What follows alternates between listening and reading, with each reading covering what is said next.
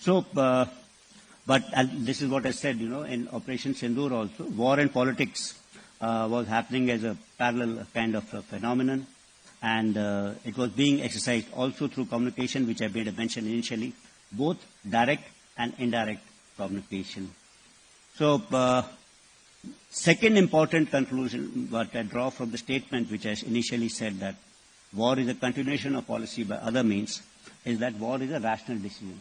That means, and I also spoke about reason when I said about government takes a rational decision about war. And this takes the decision when it has exhausted all its other instruments of power. So, but then the important question comes in, this whole start point of this particular war was this Pahalgam terror attack. So is terrorism a rational act of warfare? I don't think that's a rational act, because terrorism has no defined logic. It has no politico-military end state. Terrorism is a means and an end in itself. Terrorism is a form of warfare that defines rationality.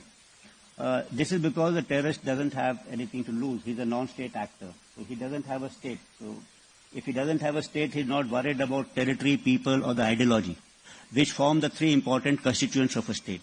So this is terrorism absolutely irrational if it is happening in a standalone mode.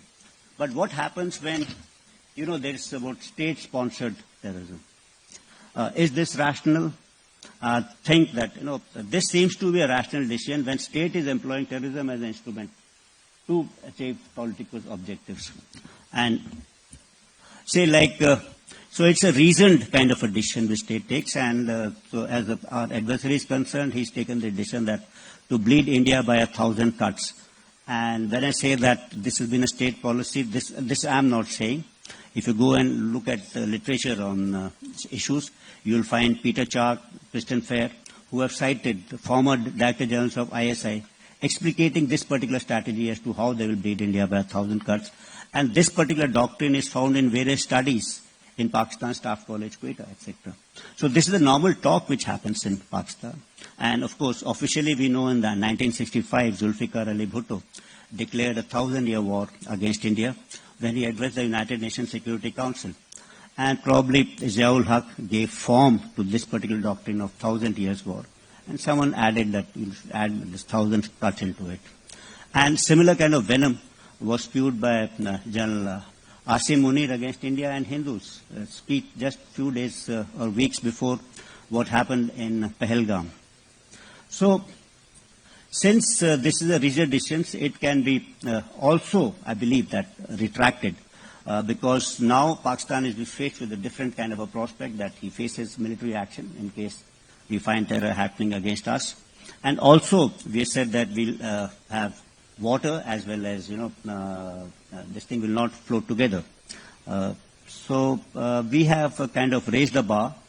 We have connected terror to water, and we have drawn out the new lines for military operations against terror.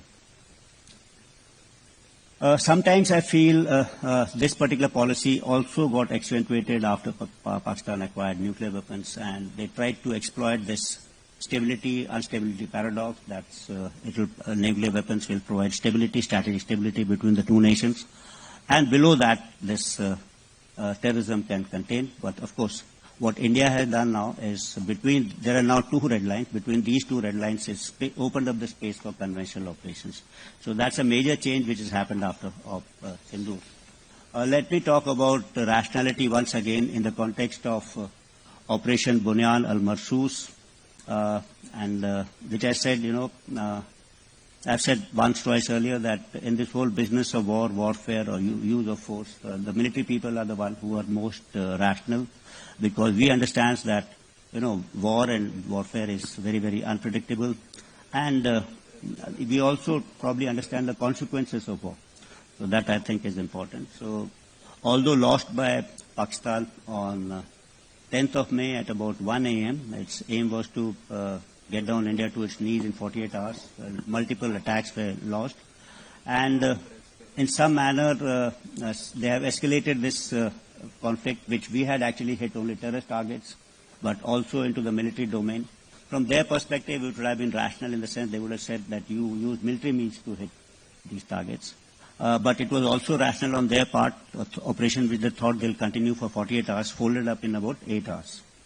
And on 10th, then they picked up the telephone and said they wanted to talk. And I think that the rationale behind this the realization coming in, stem from two facts. That one is they must have assumed that if they continued this mode, they're likely to lose much more. So hence they picked up the telephone. And second thing, since they had struck us at multiple fronts, they still did not have the benefit of understanding what they had struck. So they must have thought they must have struck, and hence there's time to talk now. And if they don't, they'll tend to lose both. So these were the two factors which would have made them to take, but it's only after say 1 or 2 days they would have realized that all their kind of attacks which they had launched against us had not fortified, and they had all kind of failed. And so I think this is what had happened. Second thing is, Indian Armed Forces also demonstrated a lot of rationality. We had informed Pakistan on the day we had done these surgical strikes on 7th. We had done it till from 11:05, that's 5, at about 1 o'clock to about 1:30, and 5 minutes later we had rigged up the Director General of Military Operations to say that we have done this, and we have hit only terror targets. Military establishments have been out of the purview of the strikes, and we have ensured that there are no collateral damage, especially civilians, and we need to talk to each other. So that was, I think, a rational decision. And subsequently, when there was a rhetoric from Pak side, we also said that in case Pakistan hits military establishments, we are going to hit them back, we'll hit them harder, and if they stop, we are going to stop. So when Pakistan did ask for talks and de-escalation, we also at some point of time, not immediately, at some point of time, I would say, did accept what they were saying.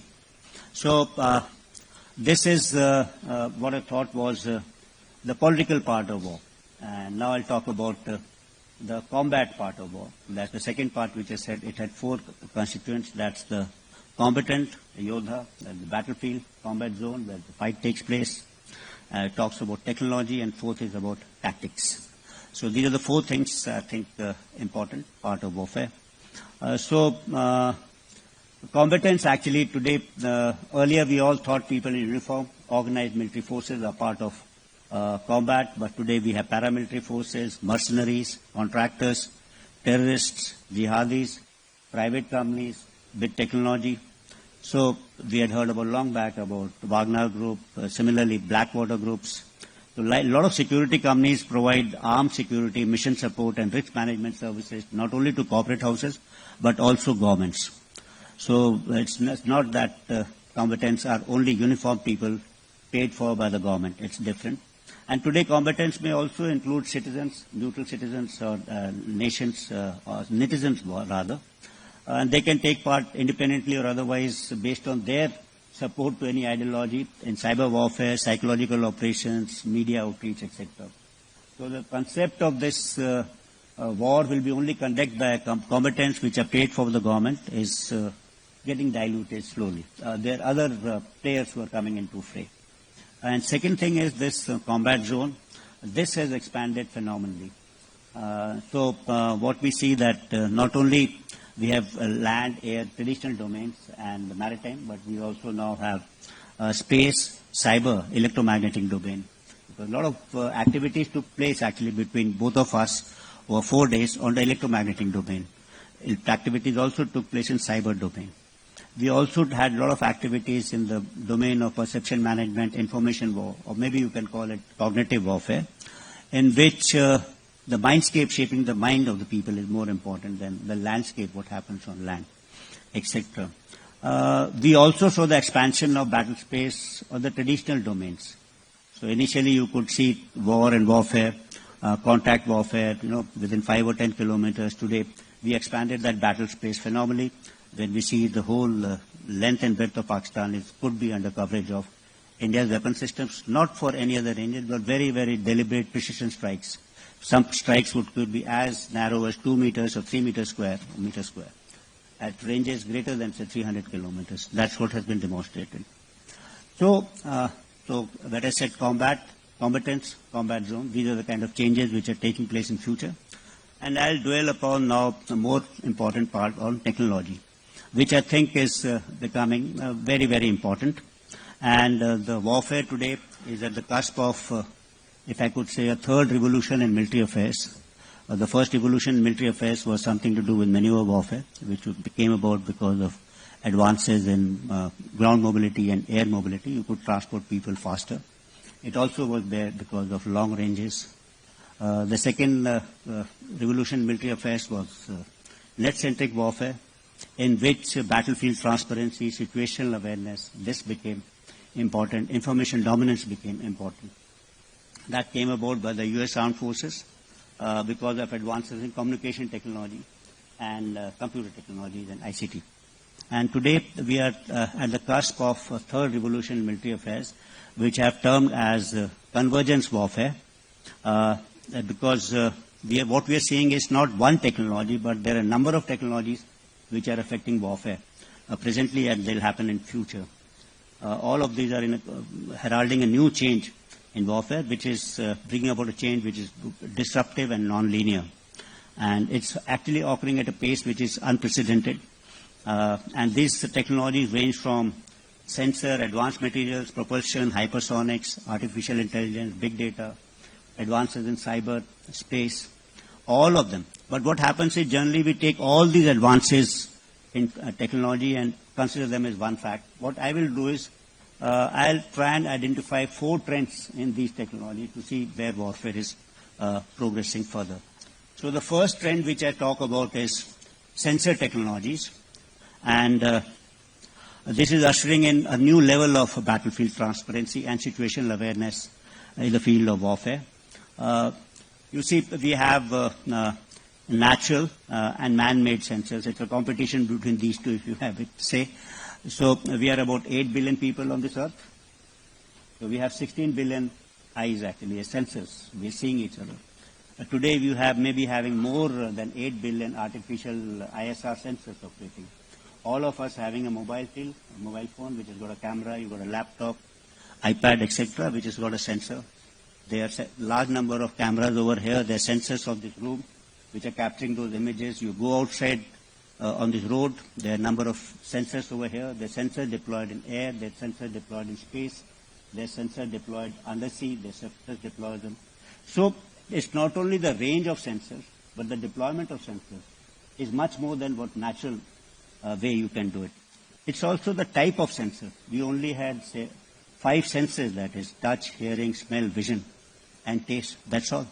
But today the kind of sensors we have is seismic, chemical, biological, optical, SAR, infrared, ELINT, AIS, acoustics, ultrasonic, magnetic, electromagnetic, quantum, atomic, radio frequency.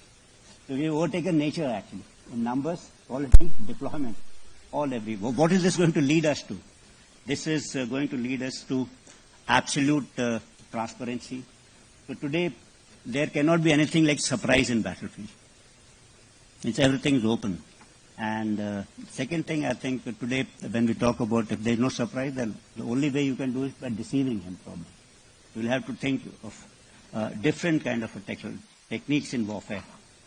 The second trend, I think, is related to speed, velocity. I call it celerity. And this segment is driven by advances in hypersonics, whether it is guide or cruise. We saw that BrahMos missile at 2.8 Mach. You can have today missiles at 10, 7, 8 Mach flying. We also have fractional orbital systems. Along with this, what's happening is stealth technologies are coming in, so it becomes very difficult to detect. In any case, you start having drones, which are very, very small, and you can have drones in swarms. So there are no radar systems which are actually made to track large aircrafts moving at a reasonable speed of 1 or 2 Mach. Then you have one hand hypersonic weapons which are following different kind of trajectories, and on the other hand you have drones which are as small as this. And this also means there are no radars which can actually track it, and then you can move it in swarms, etc. So what's happening is all this in combination, lower radar signatures, high speeds, and intelligent routing, etc., are making these kind of threats invisible, inaudible, undetectable, and hence untargetable. So you're kind of vulnerable everywhere. So on one end, we can see the range of this action. So what you're introducing is kind of non-linearity in ultimate form of non-linearity. You can have a contact battle at 1 or 2 kilometers, and then you can have a battle which is being fought at 300 kilometers or 250 kilometers. So that's the kind of unlinearity, and with impunity you can do it. Because it's very difficult for the opposition to actually devise a system to guard against it or to hit against it unless he's synchronized his systems in a very, very effective kind of a manner. So it's like I said, ultimate non-linearity and expansion of battle space. So it will also probably, maybe we'll have to think of large platforms like large ships, tanks, etc., because these become very vulnerable. And your planning and preparation, coordination for such kind of a defensive acts will also require a lot of thought in future. We may have to require a layered kind of a resilient defenses in depth to ward against these kind of threats. The third important trend which I see is something to do with robotics and automation.